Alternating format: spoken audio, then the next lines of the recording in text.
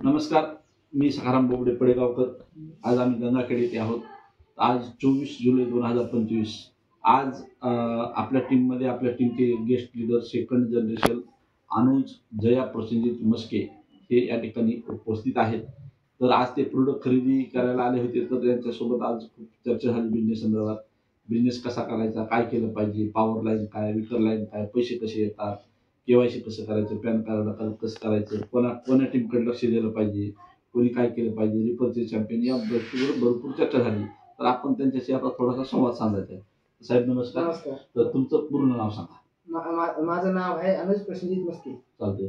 तर हा बिझनेस कोणी सुरू केला तुमच्या घरामध्ये? हे बिझनेस आमच्या फॅमिलीने सुरुवात केली. बरोबर. आमच्या फॅमिलीमध्ये सर्वांच्या याच्यामध्ये आयडिया खुलेल्या आहेत. तर किती दिवस झालं सर सुरू करून? आम्हाला जवळपास 3 वर्ष होत आले. चालतंय. तर केवढ्याला किती रुपयाला बिझनेस सुरू केला होता? पहिल्यांदा बिझनेस तर 1000 केला. बरोबर. आता बिझनेस लय वाढलाय. बरोबर. तर आता सध्या कोण्या रँकला आहेत तुमचे आई वडील? आम्ही आता टायगर रँकवर आहोत आणि लवकरच टीसी वर होतो. बरोबर. तर टीसीला मला वाटतं थोडंच बाकी आहे ना? हा. तर तुमच्या घरातल्या किती लोकांची आयडी आहेत सर? सर म्हणाय गेलं तर आमच्या घरचेच 15 आहे. बरं. तर बघा मित्रांनो, बिझनेस जरी यांनी कमी ह्याच्यात सुरू केला असता, बिझनेस जरी कामदामानं सुरू केलं तर यांच्या घरातल्या प्रत्येकाचा यांनी आयडी काढून ठेवलेला आहे. तर सर घरातल्या जास्त आयडी काढण्याचा काय फायदा आहे? जास्त आयडी काढण्याचा फायदा हे आहे की आज सध्याशी स्टार्टिंगला तुम्हाला फायदा नाही पडणार, ते पुन्हा याचा लय फायदा पडतो. आता आयडी काढायचा नाही म्हणजे जर स्टार्टिंग तुम्ही 3 आयडियानं केली, त्या 3 आयडियानं तुम्ही पुन्हा कसे पैसे कमवणार ते तुम्हाला या बिझनेस मध्ये पुढे गेला, टीसी झाला, टीसी झाला, मग तुम्हाला कळते प्रत्येक आयडी आपल्याला किती फायदा येते. आणि एकच आयडी खोलली तर एकाच आयडीवर फायदा पडणार, 3 आयडीवर खोलली तर 3 पटीनं फायदा पडणार आपल्याला. म्हणजे जास्त आयडी काढल्या पाहिजेत. जास्त आयडी काढल्या. तर मग ह्याच्यात किती दिवसाला पैसे येतात? इथे बघा त्याचं काय सांगता येत नाही. आपण जसं जसं काम करता खरेदी करता त्यानुसार आपल्याला पैसे पडतात. तर ह्याच्यातले तुम्हाला आवडणारे प्रोडक्ट कोणते कोणते सर? सर असं म्हणजे तर प्रॉपर कोणते प्रोडक्ट नाही, म्हणजे जे काही प्रोडक्ट डेली यूज होते, सोप क्रीम डिओ हे सर्व एकदम उत्तम प्रकारचे आहेत. बरं. हा बिझनेस करायचा म्हणजे नेमकं काय करायचं बरं?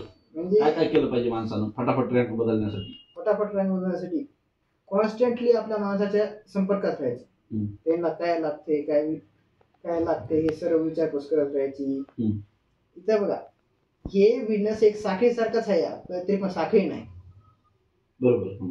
त्याच्यामध्ये फक्त आपण आपल्या माणसांना विचारायला की काय घेतलंय का नाही, काय बिमारी आहे का, काय तब्येत आहे, म्हणजे आपण एक फॅमिली बनवायला. बरोबर. त्याच्यामध्ये बरोबर आपण त्यांना विचारणं म्हणजे जे माणूस विचारतय ना ते काही ना काही हेच काय ते करतंय की आपला माणूस आहे, चांगला माणूस आहे, म्हणजे फॅमिली झालं ती. बरोबर.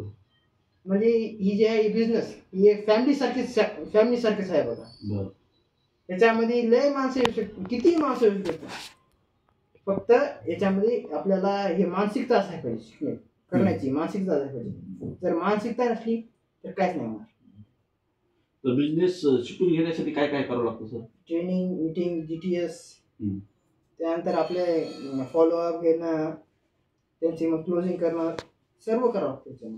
प्रॉडक्ट देणं, प्रॉडक्ट विकणं, मग त्यांची काय मदत करायची असं जसं आपल्याला मार्केटमध्ये त्यांना नीट बोलता येत नाही, त्यांना जर अवघड जाते बोलायला असं मोकळं, तर त्यांना सांगणं की कसं बोलायचं, कशा प्रकारे सांगायचे माणसांना, कसे आपली गोष्ट पटवून यायची त्यांना. हे सर्व आपण या बिझनेस मधून शिकू शकतो. याच्यासाठी आपल्याला सेपरेट ट्रेनर्स आहेत, चांगले आपले वरचे सर आहेत. मोठ्यात मोठा आजार का नसावं त्यांच्याकडे उपाय आहे या. फक्त नीट प्रकारे करायचं. एकदा उपाय कळाला तर आपल्याला ते उपाय करावा लागेल, काही होऊन कंटिन्युअस. आणि मग पुन्हा तुम्हाला याच्यामध्ये रिझल्ट कळते काय. तर बघा, तुमचे वडील सामाजिक कार्यकर्ते होते आणि आई गृहिणी, आणि विशेषतः आईला तर मराठी भाषा पण येत नव्हती, कारण आईचं माहेर कर्नाटक आहे, बरोबर की नाही? तरी पण मराठी भाषा येत नसताना पण एवढं इतक्या लवकर फास्ट टायगर होणं किंवा आता टीसी होणं हे कसं काय शक्य झालं? इथं बघा, आम्ही मेहनत केली. काय माहिती का तुम्हाला सांगू ना, आम्ही आमच्या खालची जेवढी माणसं आहेत ना त्यांच्यासोबत सतत संपर्कामध्ये राहिलेलो आहोत. त्यांना काय पाहिजे ते आहे, ते सर्व आम्ही गोष्टी केल्या. आता जे डिस्ट्रीब्युटर काय आहे सध्याची, ते सर्व गोष्टी आम्ही करून टायगर झालो. बरोबर. आणि इथं बघा 2.5 वर्ष तर आम्हाला लागले, ते पण या 2.5 वर्षामध्ये आम्ही लय माणसांना बघितले त्यांच्या खाली 1.5-2 लाखाचे बिझनेस पडून त्याच्या आयडिया उडून गेला. बरोबर. मी पैशाची सुरुवात म्हणायचो, बरोबर, सुरुवात बरोबर, पैशाच्या स्वरूपात 1.5-2 लाखाचे बिझनेस पडून त्यांची आयडिया उडून गेला. ते पण त्याला किंमतच नाही. काय माहितीये का, 1.5-2 लाखाचे बिझनेस पडून पण जर ते काम करत नसतील तर त्यांना त्यांचा फायदा काय होणार आहे? वरून काय आहे की एवढा बिझनेस मिळणं पण आवड गोष्ट आहे या बिझनेस मध्ये. कारण की ही मार्केटिंग स्ट्रॅटेजी आज पूर्ण इंडियामध्ये टॉपवर आहे. डायरेक्ट सेलिंग पूर्ण महाराष्ट्रामध्ये आता 70%च्या वरील माणसं हे काम करायला. 70%च्या वरील माणसं हे काम करायला. इथं बघा, परभणी, जिंतूर, जालना म्हणा गेलं ना, पूर्ण मराठवाड्यामध्ये हे बिझनेस एवढा वरी गेलाय ना, जेवढं कुठंच गेला नाही बघा. नाही मुंबईला गेलाय, नाही इकडे आहे, नाही कुठे गेला. वरून तर आपल्या ह्या बिझनेसनं तर काय माणसं विदेशला जाऊन आलेले आहेत. काही ना काही असं नाही ह्या बिझनेस मध्ये. आपले स्वतः माणिक जाधव सर म्हणलेत ना, हे बिझनेस टोटल लीगल आहे, याच्यामध्ये इलिगल काहीच नाही. याच्या आपल्याकडे सर्व सर्टिफिकेशन आहेत, जे म्हणलं ते आहे आपल्याकडे. आपल्याकडे अमेरिकाचे सर्टिफिकेशन आहेत, नासाचे सर्टिफिकेशन आहेत, आणि मेन भारताचे आयुष मंत्रालयाचं सर्टिफिकेशन. हे आयुष सर्टिफिकेशन असा सर्टिफिकेशन आहे की जे प्रोडक्ट बनले आहे, कोणतेही प्रोडक्ट होते, ब्युटी प्रोडक्ट असं कोणतेही असं, त्याला ह्या प्रोडक्टची सर्टिफिकेशन असं पाहिजे असं. मग ते तुम्ही मार्केटमध्ये कुठून कितीही पैसे द्या, जवळ काही सर्टिफिकेट नसते ना, त्यावर ते प्रोडक्ट मार्केटमध्ये येऊच नाही शकत. अशी आहे. मी आपल्या सर्वांना विनंती करतो की आपण हे बिझनेस लवकरात लवकर सुरू करावे. कारण की या बिझनेसनं फायदा सध्याशी पडत नसेल, ते पण पुन्हा फ्युचरमध्ये तुम्हाला याचा भरपूर फायदा पडणार आहे. आणि याच्यामध्ये सतत काम करावं लागते. हा पार्ट टाइम पण केला तरी पण जमत आहे, तरी पण काम करायचं आहे. काम करायचं म्हणजे नेमकं काय काय करायचं सर सांगा बरं. आपल्या टीम मध्ये काही लोक आहेत, महिला आहेत, वयस्कर माणसं आहेत, काही कॉलेजचे तुमच्या आवडले पोर आहेत. काम करायचं म्हणजे नेमकं काय करायचं सर? आपण मी आंबडला गेलो बघा.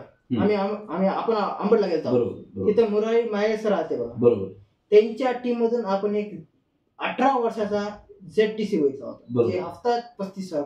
बरोबर. बघा, आता अजून एक मी एक एक्झाम्पल बघितलं होतं. एक पोरगा, त्याचे वडील या बिझनेस मध्ये होते. त्याचे वडील मिळाल्यानंतर पण ते TC रँकवर होते. त्याच्या वडील मिळाल्यानंतर ते सर्व बिझनेस त्यांच्या घरच्यांना भेटलं, त्याच्या मुलाला भेटलं. त्याच्या मुलाला काम करून आता ते काय बघा STC लेवल पर्यंत असून बघा. बरोबर. ते आज महिन्याला 70-80 हजार पेक्षा बरं. त्यांना फक्त काम केलंय. आपण ह्या बिझनेस मधून अशी एक्झाम्पल बघितलं. आता बघा आपला गंगाधर पाटील सर. बरोबर. गंगाधर पाटील सरांना पण गोंधळे मॅमचं ऐकून हे बिझनेस सुरू केलं. आणि आता बघा ना, ते CTC रँकवर आहेत. ITC झाले आता नाही, CTC रँकवर ITC होणार आहे. आणि त्यांना किती इम्प्रूव्ह केलं बघा. त्यांच्या खाली मग कृष्णा जाधव सर झालेत, अक्षय गोडकर सर झालेत, RTC वागणे मॅम झालेत, निलेश मॅम झालेत. आपल्या टीम मध्ये एवढे प्रकारचे माणसं आहेत, एकाहून एक चांगली. बरोबर. तर आपण काम करायला पाहिजे. बरोबर. सपोर्टिंग साठी वरचे माणसं आहेत आपल्याला. बरोबर. जर सपोर्ट नाही भेटला तर आपण पुन्हा मग काही ना काहीतरी जोड करता येते याच्यामध्ये. बरोबर. हे बघा, आपल्याला फक्त आहे की याच्यामध्ये कसं काम करायचं आणि कशा प्रकारे काम करायचं हे शिकण्याची गरज आहे याच्यामध्ये. आणि धैर्य ठेवावं लागतं याच्यामध्ये. धैर्य लय गरजेचं आहे. कारण की एका महिन्यामध्ये कोणी इगल उचलत द्यावं, कॉन्स्टंटली काम करावं लागते. कॉन्स्टंटली काम करावं लागते. आणि आपले एक तुमच्याच ओळखीचे होते बघा, ते एक बाबा होते तुमचे, कोणते भाऊ काही काय करतात, त्यांना एका हफ्त्यामध्ये ईगल करून दाखवलं आणि 2 महिन्यामध्ये टीसी. त्यांना काम केलं ना बघा. भले ते आपल्या टीम मधून नाही झाले, दुसऱ्या टीम मधून झाले. फक्त त्यानं काय केलं, सिरियसली घेतलं. हे बिझनेस आपल्या लाईफ प्लॅन साठी आहे. हे बिझनेस आपल्याला पुन्हा कामाला येते. आपलं आरोग्य हे सर्व याच्यामध्ये आहे. पुन्हा जेवढे कोणते हे मेडिसिन आहेत, हे आहेत ते आहेत, ते सर्व जाणार आहेत. केमिकलचे जेवढे हे आहेत ना, ते सर्व बंद जाते. आता सर्व माणसं बघा, शेतकरी सुद्धा सेंद्रिय शेतीवर टिकलेले आहेत. रासायनिक शेतीहून त्यांच्या जमिनीमध्ये सुपीकता झाली आहे आणि सुपीकता गेल्यामुळं काहीच उगवता येणार. शेवटी करून त्यांना जमीन विकावच लागायची. आणि शेतकरी जगाचा पोशिंदा आहे. तिच्या जमिनी विकल्या तर कायच होणार. तर मला सांगा परत एकदा, तुमच्या बघा असे काही फॅमिली आहेत हा व्हिडिओ पाहणारे की त्यांच्याकडे तुमच्यासारखी एक मुलं आहेत. आता तुमचं वय किती आहे? बघा, मी म्हणायला गेलं तर माझं रनिंग 16 चालू आहे. रनिंग 16 वर्ष चालू आहे. तर तुमच्या एवढ्या 16 वर्षाची, 17 वर्षाची, 18 वर्षाची, 19 वर्षाची, 20 वर्षाची पोरं आहेत आणि ते आई वडील बेजार आहेत किंवा ह्याला भविष्यासाठी काय करावं, कुठे नोकरीला, भविष्यात नोकऱ्या लागतील का बरं सर पोरायला, काय वाटतं सर? इथं बघा, नोकऱ्याचं म्हणायला गेलं ना तर सर्व प्रायव्हेट झाले आता. बरोबर. गव्हर्नमेंटच्या काही नोकऱ्या आहेत तरी पण ते पण एका लिमिट पर्यंत आहेत. इथं बघा, सध्या शिकसाठी जे कोणी पोरगा आहे ना त्यांना वाटतं की पॉलिटिक्स आहे सर्व. बरोबर. कारण की आजकाल राजनेताच्या हातामध्ये सर्व झाले. बरोबर. ते पण पॉलिटिक्स पण आता उरणार नाही. बरोबर. कारण जर कोणी पण मोठा बिझनेसमॅन जर याच्यामध्ये उतरला पॉलिटिक्स मध्ये तर गॅरंटी आहे की पैशाच्या मदतीने ते जिंकू शकतो. बरोबर. आणि सध्या शिक तर बिझनेसच सर्वात जास्त चालले आहे. बरोबर. आणि आपण महाराष्ट्रामध्ये आहोत आणि महाराष्ट्रामध्ये बिझनेस म्हणणं गेलं ना तर आपली कमाई जास्त होते. बरोबर. आपण जीडीपीचा 15% पुरवतो. बरोबर. देशाचा जीडीपी, देशाच्या जीडीपीचा 15% पुरवतो. बरोबर. आणि एवढं जास्त कोणीच पुरवत नाही पूर्ण भारतामध्ये. बरोबर. आता आपण ज्या जागेवर आहोत ना त्या जागेवर आपण राहून ते करायला पाहिजे. हे बिझनेस सध्यासाठी स्ट्रॅटेजी, हे बिझनेस स्ट्रॅटेजी आहे ना सध्यासाठी रनिंग मध्ये आहे. रनिंग करता करता या बिझनेसमध्ये 10 वर्षामध्ये एवढे उंच ह्याच्यावर गेली की या बिझनेसला टक्कर देण्यासाठी आता कोणी नाही. बघा, हर्बल लाईफ पण कंपनीचे प्रॉडक्ट आपण जवळ वापरतो तर चांगलं आहे. बरोबर. वापरणं बंद केलं रिझल्ट जाते. बरोबर. आपल्या ह्याचा रिझल्ट परमनंट रिझल्ट असते. बरोबर. याला कोणती गरज नाही. आणि माझ्यासारखे जे पण स्टुडंट आहेत ते कोणते पोरं आहेत त्यांच्यासाठी हे बिझनेस स्ट्रॅटेजी सध्या शिकसाठी चांगली आहे. बघा, इजा बा तसंही घरी बसून कोणी काय करत नाही आहे. बघा, जेवढे कोणते बीटेक इंजिनियर हे आहेत ते आहेत त्या सर्वांना तर कंपन्या नोकरीवर घेणार आहे. जे टॉप मधला टॉप पोरगा आहे त्याला नोकरी भेटण्याचे चान्स आहेत. नाहीतर त्याच्याकडे कोणती ते स्किल आहे बघा, कोणती तरी ते आर्टिस्ट आहे कोणते आहे त्याला कोणती तरी डिमांड आहे मार्केटमध्ये. हजारात एखाद्याला का तुम्हाला.